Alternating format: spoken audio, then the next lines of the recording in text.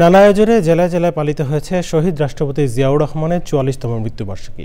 প্রতিনিধি পাটনা তথ্য ভিডিও চিত্রে রাজীব আহমেদের রিপোর্ট। এই ঈদে জামা জুতো অ্যাক্সেসরিজের ডিসকাউন্ট। বিএনপি প্রতিষ্ঠাতা বহুদলীয় গণতন্ত্রের প্রবর্তক শহীদ রাষ্ট্রপতি জিয়াউর রহমানের ৪৪তম মৃত্যুবার্ষিকী উপলক্ষে নোয়াখালীর কোম্পানিগঞ্জে আলোচনা সভা ও এতিমদের মাঝে খাবার বিতরণ করা হয়েছে।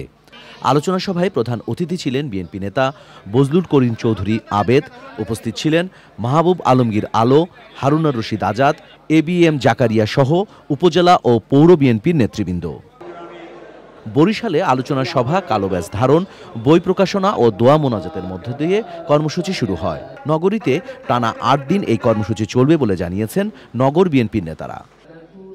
ময়মনসিংহে আলোচনা সভা, মিলাদ, দোয়া মাহফিল ও দুস্থদের মাঝে খাদ্য বিতরণ করা হয়েছে। সকালে ময়মনসিংহ দক্ষিণ জেলা বিএনপি ও অঙ্গ সহযোগী সংগঠনের আয়োজনে দলীয় কার্যালয়ে কর্মসূচি পালিত হয়। নারায়ণগঞ্জের কচুয়ায় বিভিন্ন স্কুলে ৬০০ শিক্ষার্থীর মাঝে শিক্ষা উপকরণ বিতরণ করেছেন বিএনপি নেতা ইঞ্জিনিয়ার হাবিবুর রহমান। এছাড়াও বিভিন্ন শিক্ষা প্রতিষ্ঠানে বৃক্ষরোপণ করা হয়েছে। নাটোরে জেলা বিএনপির উদ্যোগে জাতীয় ও দলীয় পতাকা উত্তোলন, জিয়াউর রহমানের প্রতিকৃতিতে পুষ্পমাল্য অর্পণ, কোরআন খতম, কালো ব্যাজ ধারণ ও আলোচনা সভা হয়েছে। নরসিংদীর মনোহরদীতে শহীদ রাষ্ট্রপতি জিয়াউর রহমানের ৪৪তম শাহাদাত বার্ষিকী উপলক্ষে আলোচনা সভা ও দোয়া মাহফিল হয়েছে। এতে প্রধান অতিথি ছিলেন সাবেক এমপি সর্দার সাখাওয়াত হোসেন বকুল। রাজীব আহমেদ, চ্যানেল আই।